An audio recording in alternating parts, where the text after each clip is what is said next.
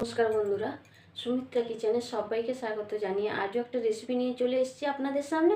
আজকে আমি আপনাদের সঙ্গে পালং শাক এবং ছোলার ডাল দিয়ে একটা দুর্দান্ত স্বাদের রেসিপি শেয়ার করব। এই রেসিপিটা গরম গরম ভাতের সঙ্গেও খেতে ভালো লাগে, রুটি পরোটা সব কিছুর সঙ্গে খেতে খুবই ভালো লাগে। তো চলুন শুরু করি রেসিপিটা তৈরি করার জন্য আমি একটা কড়াই বসিয়ে দিয়েছি। কড়াইটা গরম হয়ে গিয়েছে, এবার দিয়ে দেব সরষের তেল।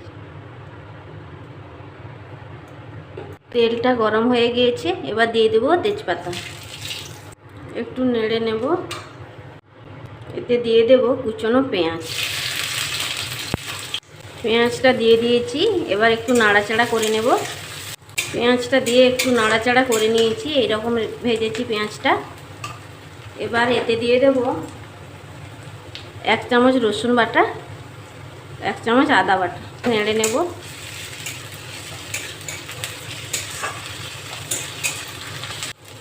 আদা রসুন বাটা দিয়ে একটু নাড়াচাড়া করে নিয়েছি।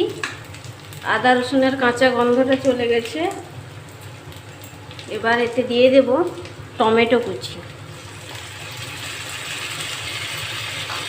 নেড়ে নেব। দিয়ে দেব লবণ। নেড়ে নিচ্ছি। টমেটো আর লবণ দিয়ে আমি একটু নাড়াচাড়া করে নিয়েছি। টমেটোটা আমার প্রায় গলে এসছে। এখন দিয়ে দেব 1/2 চামচ মতো লাল লঙ্কার গুঁড়ো, 1 চামচ দিয়ে দেব হলুদের গুঁড়ো। এটাকে মশলার সঙ্গে কষিয়ে নেব। মশলাটা আমার কষানো হয়ে এসছে। এতে দিয়ে দেব 1 চামচ মতো গরম মশলা গুঁড়ো, আর দিয়ে দেব 1 চামচ মতো চানা মশলা, সেটা দিয়ে দিচ্ছি। এবার মশলার সঙ্গে আরও একটু নেড়ে নেব। সব কিছু উপকরণ দিয়ে বেশ কিছুক্ষণ সময় নিয়ে আমি মশলাটাকে কষিয়ে নিয়েছি। এবার এতে কেটে ধুয়ে রাখা পালং শাকটা দিয়ে দিব। এই যে দিয়ে দিচ্ছি। মশলার সঙ্গে এটাকে আমি একটু নাড়াচাড়া করে নিচ্ছি। শাকটা দিয়ে আমি মশলার সঙ্গে প্রায় 2 থেকে 3 মিনিট নেড়ে নিয়েছি। এবার এতে দিয়ে দেব সেদ্ধ করে রাখা ছোলার ডাল। এই যে ডালটা সেদ্ধ করে নিয়েছি, এটা দিয়ে দেব। মশলার সঙ্গে ছোলার ডালটাকে ভালো করে কষিয়ে নেব।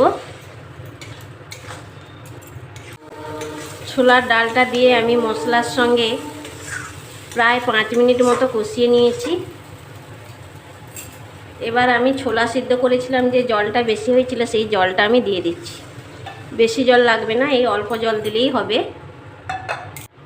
আজকে আমার এই রেসিপিটা আপনাদের কেমন লাগলো কমেন্ট করে জানাবেন। ভালো লাগলে একটা লাইক দেবেন। বন্ধুদের সঙ্গে অনেক বেশি বেশি করে শেয়ার করবেন, এবং এরকম নিত্য নতুন রেসিপি দেখতে হলে আমার চ্যানেলটিকে অবশ্যই সাবস্ক্রাইব করবেন। আমি একটা তড়কা বানিয়ে নেব, তার জন্য একটা বাটি বসিয়ে দিয়েছি। এবার দিয়ে দেব সরষের তেল।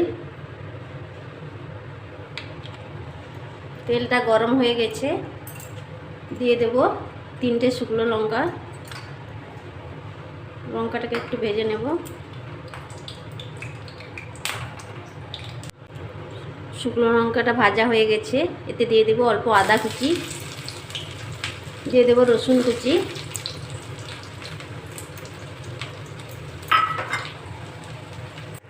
আর দিয়ে দেব অল্প কসৌরি মেথি।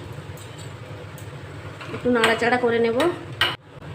এতে দিয়ে দেব অল্প কাশ্মীরি লঙ্কার গুঁড়ো। একটু নেড়ে নেব। তড়কাটা আমার একবারে রেডি হয়ে গেছে, আমি নামিয়ে নেব।